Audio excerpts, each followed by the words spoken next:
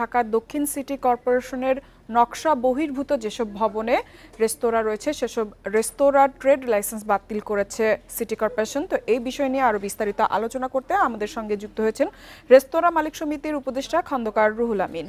রুহুল আমিন, আপনাকে স্বাগত জানাচ্ছি অর্থনীতি সারাদিনে। আপনার কাছে শুরুতেই জানতে চাইব যে সিদ্ধান্তটি ঢাকা দক্ষিণ সিটি কর্পোরেশন নিয়েছে, এতে করে দক্ষিণ সিটির ভেতরে কতগুলো রেস্তোরাঁ যারা আর কি ক্ষতিগ্রস্ত হবে বলে আপনারা ধারণা করছেন? বান্ডেল থাকলে প্রতি সেনমানিতে টাকা বাঁচবে। বিকাশ সেনমানি বান্ডেল কিনে জিতুন প্রতি লেনদেনে। জি, ধন্যবাদ আপনাকে।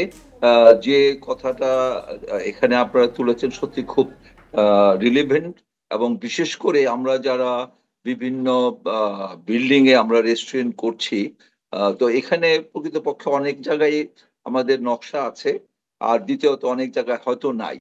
তো যেটা নাই সেটা তো বিভিন্ন আমরা ট্রেড লাইসেন্স নিয়েছি এর আগে, এবং হঠাৎ করে বাতিল করে দেওয়া এটা আমি মনে করি কখনো যুক্তিসঙ্গত হতে পারে না। কারণ এখানে তো আমাদের অনেক ইনভেস্ট করা আছে, এখানে প্রচুর শ্রমিক আমাদের সাথে জড়িত আছে। চট করে এটা বন্ধ করে দিলে তাহলে তো আমরা হুমড়ি খেয়ে মাটিতে থুবড়ে পড়ে যাব। তো সেখানে না করে আমাদের একটা সময় দেওয়া দরকার।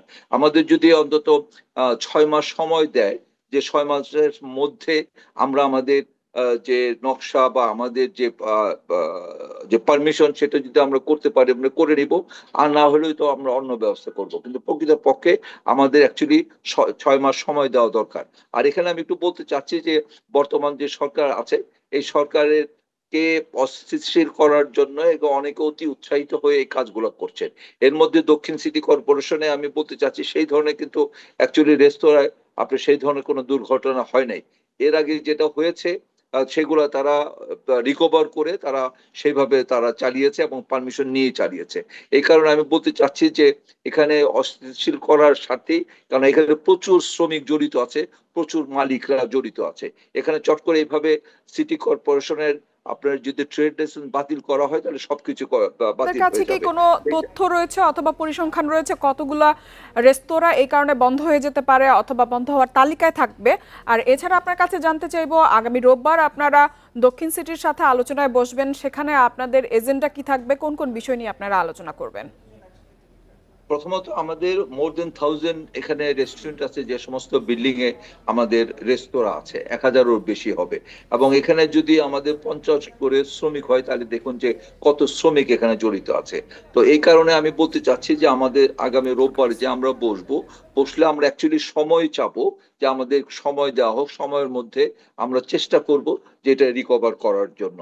এবং প্রতিটা ক্ষেত্রে আমরা চাই যে বর্তমানে কোনোভাবে আমরা চাই না যে আমরা রাস্তায় নামি, আমরা মানববন্ধন করি বা অন্য কিছু করি, এটা না করে আমাদেরকে সময় দেওয়া হোক, এই সময়ের মধ্যে আমরা এটা রিপেয়ার করার চেষ্টা করব। প্রতিটা ক্ষেত্রে আমরা চাই যে স্থিতিশীল থাক, এবং আমাদের বিশেষ করে খুব সেন্সিটিভ ইস্যু এটা, কারণ আমাদের প্রচুর শ্রমিক এখানে জড়িত আছে, আমরা যারা ব্যবসার সাথে জড়িত আছে আমাদের প্রচুর এখানে ইনভেস্ট করা আছে।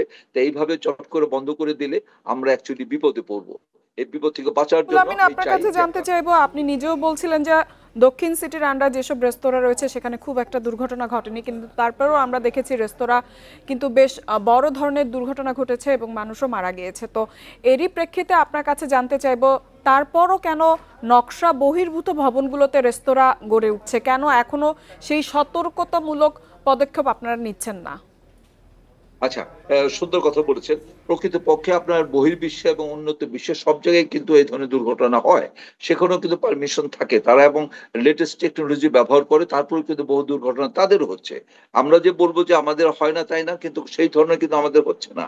আর এরপরে যে আপনার যেটা আপনার বেলি রোডে যেটা হয়েছিল, ওটা হওয়ার পরে কিন্তু আর কোথাও সেই ধরনের কোনো দুর্ঘটনা হয়নি, কারণ আমরা নিজেরা সচেতন হয়েছি, আমরা চেষ্টা করেছি কিভাবে এখান থেকে আমরা পরিত্রাণ পেতে পারি এবং সঠিকভাবে আমরা ব্যবসা করতে পারি। ওর পরে কিন্তু বিন্দুমাত্র কোনো দুর্ঘটনা কোথাও ঘটেনি।